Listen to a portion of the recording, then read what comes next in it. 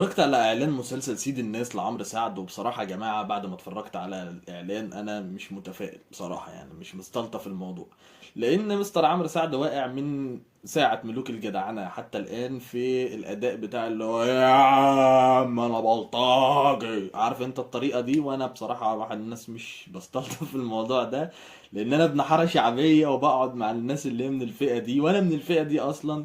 وما عندناش يعني حد بيتكلم بالشكل ده خالص. غير كده المسلسل في رمضان في استاذ الهام شاهين، فانا يعني عشان مش عايز حد يسالني كتير يا جماعه، انا مش هتفرج على المسلسل. انا ما فهمتش اي حاجه من الاعلان، ما فيهوش اي حاجه خالص تشد تماما.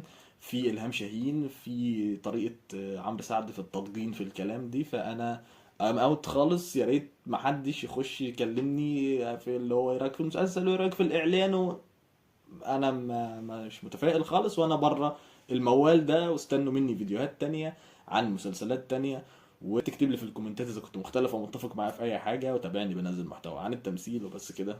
سلام.